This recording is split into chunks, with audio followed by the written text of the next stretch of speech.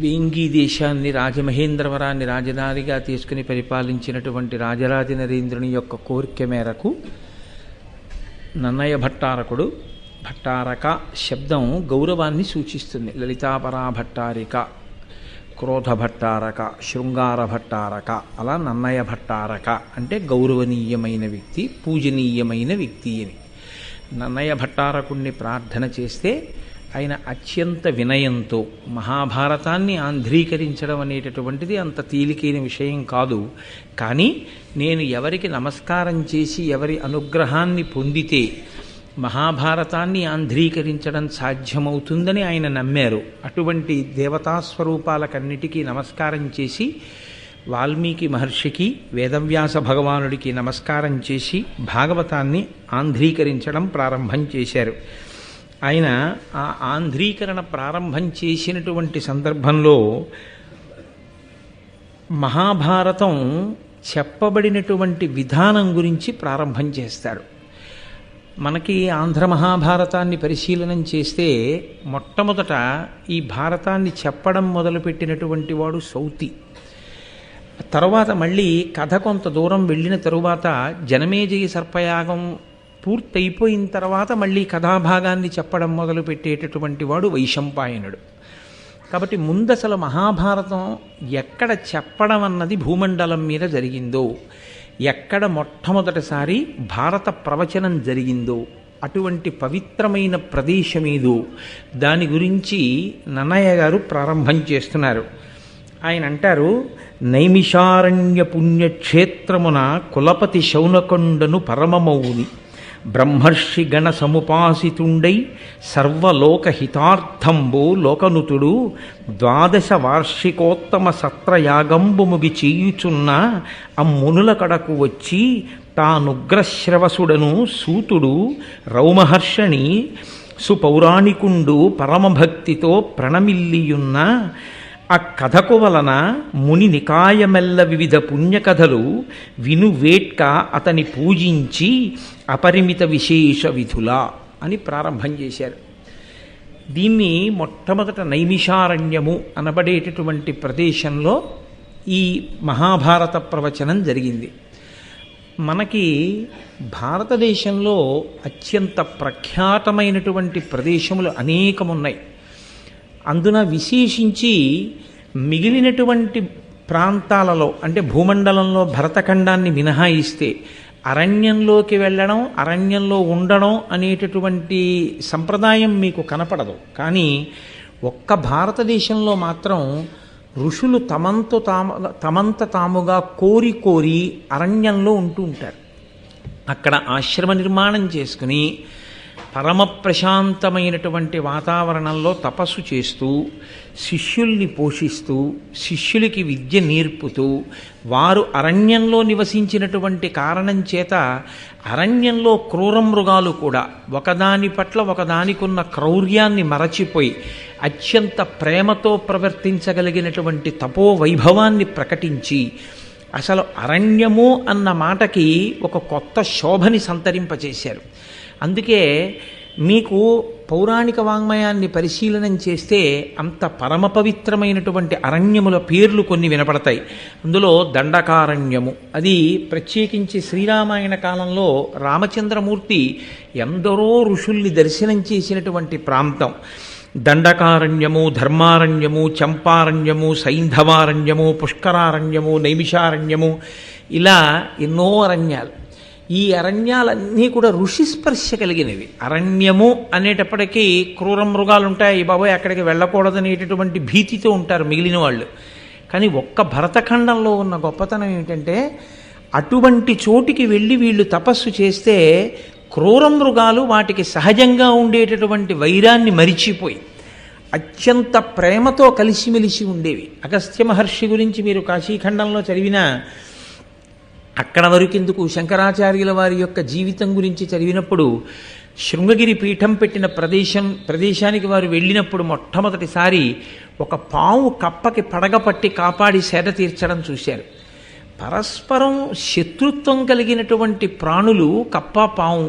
అటువంటి కప్పకి పాము పడగపట్టి సేద తీర్చడం ఏమిటి అని వారు అంతర్ముఖులై ఆలోచించారు.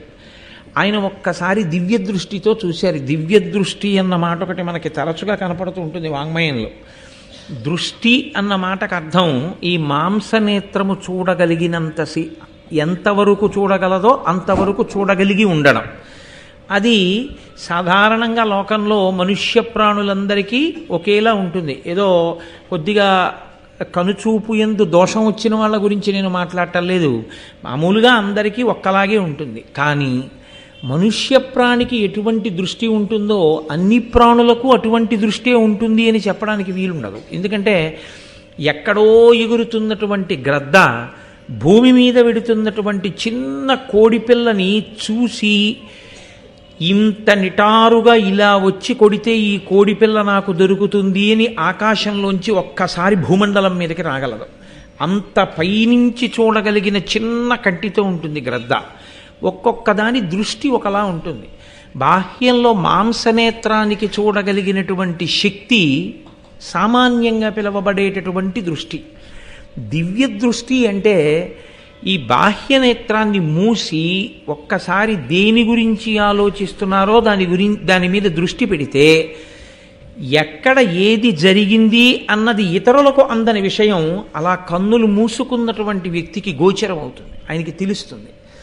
అలా చూడగలిగినటువంటి శక్తి తపస్సు చేత సాధింపబడుతుంది. అది అందరికీ కన్నులు మూసుకుంటే దొరికే విషయం కాదు.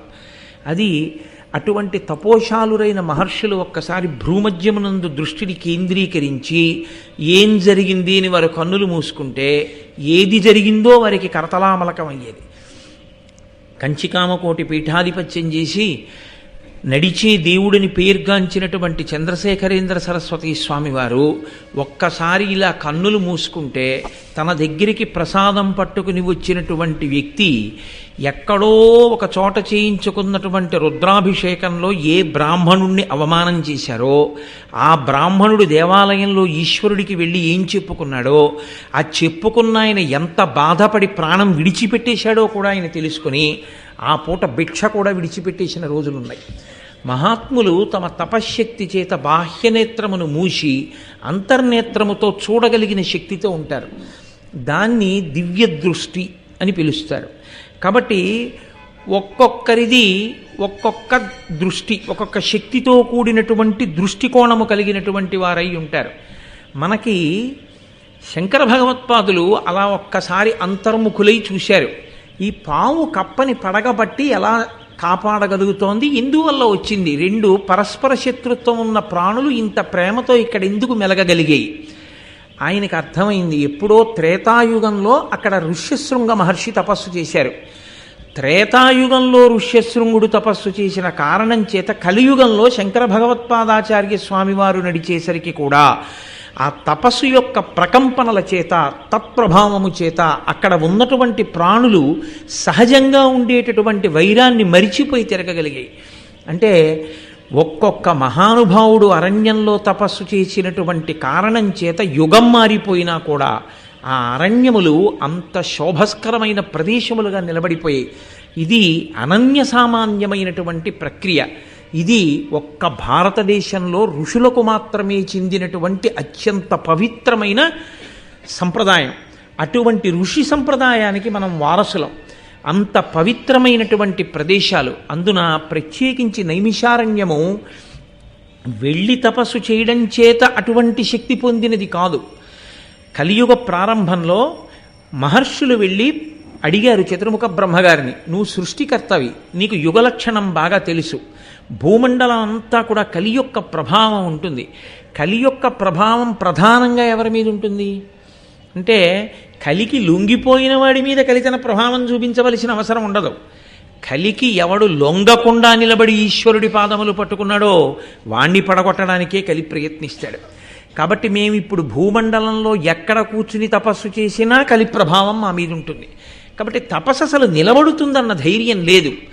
కాబట్టి మహానుభావ, భూమండలంలో ఎక్కడ మేము కలి ప్రభావానికి వశులం కాకుండా ఉండగలిగినటువంటి ప్రదేశం ఉన్నదో అటువంటి ప్రదేశాన్ని మాకు ఎరుకపరచవలసినది అని ప్రార్థన చేశారు. బ్రహ్మగారు ఒక చక్రాన్ని ఒకదాన్ని మనసా నిర్మించి విడిచిపెట్టారు. దీని వెనక మీరు వెళ్ళండి, ఇది దొల్లుతూ వెడుతుంది. వెళ్ళి వెళ్ళి వెళ్ళి వెళ్ళి వెళ్ళి ఎక్కడ దీని యొక్క నేమి, దీని ఇరుసు శిథిలమై ఇది పడిపోతుందో ఆ పడిపోయినటువంటి ప్రదేశంలో కలిపురుషుని యొక్క ప్రభావం ఉండదు. కాబట్టి మీరు అక్కడ తపస్సు చెయ్యండి అన్నారు. అదిగో అప్పుడు వచ్చింది నైమిషారణ్యం. అక్కడ ఆ చక్రం యొక్క నేమి శిథిలమై పడిపోయింది. ఆ రోజుల్లో మహర్షులు అక్కడ తపస్సుకు కూర్చుంటే మహాత్ములైన వారు తపోనిష్టాగరిష్ఠులు అక్కడ కూర్చున్నారని 88,000 మంది ఋషులు చేరారట నైమిషారణ్యంలో ప్రారంభంలో. అంతమంది మహర్షుల యొక్క పాదధూళి చేత పవిత్రమైన ప్రదేశం ఆ ప్రదేశం. అక్కడ సాక్షాత్తుగా శ్రీమన్నారాయణుడు ఆవిర్భవించాడు ఒక ప్రత్యేక కారణానికి, రాక్షస సంహారానికి. ఆ ప్రదేశంలోనే అనేక వేల మంది ఋషులు కూర్చుని వాళ్ళు సరస్వతీదేవిని ధ్యానం చేశారు. ఆ ధ్యానం చేసినప్పుడు ఆవిడ సంతోషించి కాంచనాక్షి అన్న పేరుతో ప్రత్యేకంగా ప్రవహించింది నైమిషారణ్యంలో. అందుకే ఇప్పటికీ అక్కడ ఉన్నటువంటి గోమతీ నది యందు ధర్మచక్రం తిరిగింది అని చెప్తారు. ధర్మచక్రం తిరగడము అన్న మాటకు అర్థం ఏమిటో నేను నిన్ననే మీతో మనవి చేశాను. అది కదులుతుంది. ధర్మము ఒకలా ఉండేది కాదు, ధర్మము అస్తమానం మారిపోతుంది. నేను ఇప్పుడు ఈ వేదిక మీద కూర్చుంటే నాదొక ధర్మం, వేదిక దిగిపోతే నాదొక ధర్మం. నేను వేదిక మీద కూర్చున్నప్పుడు మీరు నాతో ఒకలా ఉండాలి, నేను వేదిక దిగిన తరువాత మాట్లాడితే ఒకలా మాట్లాడాలి. నేను నా భార్య దగ్గర నిలబడితే నాది భర్తృధర్మం, నేను నా అక్క దగ్గర నిలబడితే నాది సోదర ధర్మం, నేను నా కూతురు దగ్గర నిలబడితే నాది పితృధర్మం, నా తండ్రి దగ్గర నిలబడితే పుత్రధర్మం, నేను నా కార్యాలయానికి వెడితే ఉద్యోగి ధర్మం, ఏకాదశి నాడు ఉపవాసం ధర్మం, ద్వాదశి నాడు తొందరగా పారణ ధర్మం. ఎక్కడి ధర్మం అక్కడే. ధర్మం ఒక్కలా ఉండదు. ధర్మం ఆశ్రమాన్ని బట్టి మారిపోతుంది, ఆ రోజు తిథిని బట్టి మారిపోతుంది, మీరున్న పరిస్థితిని బట్టి మారిపోతుంది. కాబట్టి ఒకలా ఉండకుండా మీరున్న దేశకాలాదులను ఆశ్రమమును బట్టి మారేది ధర్మం. కాబట్టి చక్రం తిరుగుతుంది. ఆ ధర్మాన్ని పట్టుకుని ధర్మానుష్ఠానం చేసిన వాడు చివరికి ఏది పొందుతాడు అంటే, ఏది కదలని చిట్ట చివరి స్థితో, ఏది పరమసత్యమో, దేనికి మార్పు లేదో, ఏది షడూర్ములకు అతీతమో, ఏది షడ్వికారములకు అతీతమో అటువంటి సత్యమైన ఆత్మ ఎరుకలోకి వస్తుంది. ఆత్మ కొత్తగా దర్శనం అవ్వడం ఉండదు, ఆత్మ తెలియబడుతుంది. ఎందుకంటే ఉన్నది ఆత్మయే. ఆ ఆత్మ తెలియబడి అద్వైతానుభూతి యందు ప్రవేశిస్తాడు. కాబట్టి ఆ ధర్మచక్రము అక్కడ ఉన్నటువంటి గోమతీ నదీ జలములలో తిరిగిందిట. అందుకే నైమిషారణ్యానికి వెళ్ళి ఆ గోమతీ జలాలలో స్నానం చేసి అక్కడ పురాణ ప్రవచనాన్ని వింటారు. కారణం ఏమంటే ఆ నైమిషారణ్యానికి ఉన్నటువంటి శక్తి అటువంటిది. అక్కడ ఎందరో మహర్షులు కూర్చుని తపస్సులు చేసినటువంటి ప్రదేశం. అందుకే నన్నయ్య గారు భారతాన్ని ఆంధ్రీకరించడం ప్రారంభం చేస్తూనే అంతటి గొప్ప ప్రదేశము, ఆ ప్రదేశమే మహాభారతము ప్రవచనం చేయబడినటువంటి మొట్టమొదటి వేదిక భూమండలంలో. అక్కడే మహాభారతం ప్రవచనం చేయబడింది. ఎందుకు ప్రవచనం చేయబడింది అంటే, నైమిషారణ్య పుణ్యక్షేత్రమున కులపతి శౌనకుండను పరమమౌని బ్రహ్మర్షి గణ సముపాసితుండై సర్వలోకహితార్థంబు లోకనుతుడు 12 వార్షికోత్తమ సత్రయాగంబు ముగి చెయ్యుచున్నా. అక్కడ శౌనకుడు అనబడేటటువంటి కులపతి ఉండేవారు. కులపతి అన్న మాటకు అర్థం 4 వేదములను స్వరంతో గురువుగారి దగ్గర నేర్చుకున్నవాడై, వేదము యొక్క ఉపాంగములైనటువంటి కల్పము, జ్యోతిషము, నిరుక్తము, శిక్ష, వ్యాకరణము ఇటువంటి 6 కూడా వేదము, వేదాంగములు అంటారు. వేదాంగములతో కూడినటువంటి 4 వేదములను చదువుకున్నవాడై ప్రతిరోజు 11,000 మందికి భోజనం పెడుతూ పోషిస్తూ వేదపాఠాలు చెప్పడానికి అవకాశాన్ని, వ్యవస్థని కల్పించిన వాడెవరో ఆయనకి కులపతి అని పేరు. కాబట్టి శౌనకుడు కులపతి. అక్కడ నైమిషారణ్యంలో కులపతిగా శౌనకుడు ఉండేవాడు. అంటే ఆయన 4 వేదములు చదువుకొని 6 వేదాంగములను చదువుకున్నవాడై మౌని. ఇన్ని చదువుకున్నవాడు కాబట్టి ఎక్కువ మాట్లాడేవాడు కాడు. ఎప్పుడూ తనలో తాను మననము చేస్తూ ఉండేవాడు. అది చాలా చాలా గొప్ప విషయం. వినడం ఎంత గొప్పదో మననం చేయడం అంత గొప్పది. ఎందుకనంటే మననము చేత మాత్రమే ధారణ ఏర్పడుతుంది. మననము చేత పుస్తకములోని విద్య మీ విద్యగా మారుతుంది. పుస్తకంలో ఉన్న విద్య మీ విద్య కాదు. ఎందుకంటే పద్యం కావాలంటే మీరు చూస్తే దోషం కాదు, కానీ అసలు ధర్మమేది అన్న ప్రశ్న వచ్చినప్పుడు అన్నిటికీ పుస్తకమే చూడాలండి అని మీరంటే అసలు మీరు అనుష్ఠించగలిగినది పోతుంది. కాబట్టి పుస్తకంలో ఉన్నది మీరుగా మారిపోవాలంటే అలా మార్చగలిగినటువంటి ప్రక్రియకి మననమే సాధ్యం, కారణము.